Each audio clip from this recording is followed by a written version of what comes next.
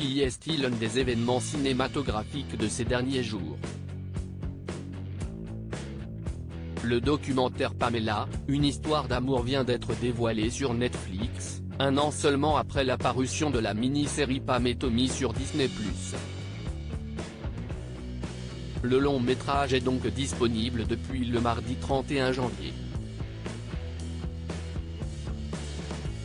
Une avant-première a même eu lieu à Los Angeles, en présence de la star américano-canadienne de 55 ans ainsi que ses enfants Dylan et Brandon, mais aussi plusieurs personnalités importantes venues pour l'occasion. Il faut dire qu'il y a de la matière tant les relations sentimentales de Pamela Anderson ont été nombreuses et brèves, si ce n'est carrément expéditives. Au cours de sa vie, la bimbo s'est ainsi mariée à 5 reprises. Le dernier divorce en date de celle qui est notamment l'ex-compagne du footballeur international français Adil Rami remonte à janvier 2022, après seulement 13 mois d'union. Mais si Pamela Anderson a un rapport si compliqué aux hommes et à l'amour en général, c'est probablement parce qu'elle a été victime de nombreux et atroces traumatismes dans son enfance.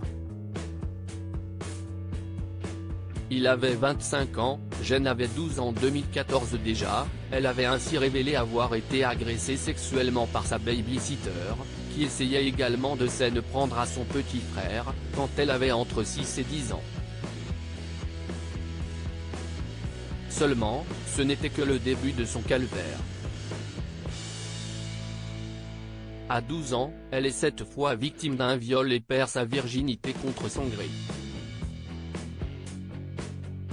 Je suis allé chez un ami d'une amie et son grand frère a voulu m'apprendre à jouer au backgammon, mais ça a tourné en massage de dos puis en viol. Ma première expérience hétérosexuelle. Il avait 25 ans, Jen avait 12, avait-elle déclaré à ce sujet. Mais le plus horrible est à venir. Quelques mois plus tard seulement, celle qui deviendra la star du show culte Baywatch, Alerte à Malibu en version française, va vivre un enfer avec son petit ami de l'époque. Il avait trouvé que ça serait amusant de me violer avec 6 de ses amis, détaille-t-elle à ce propos.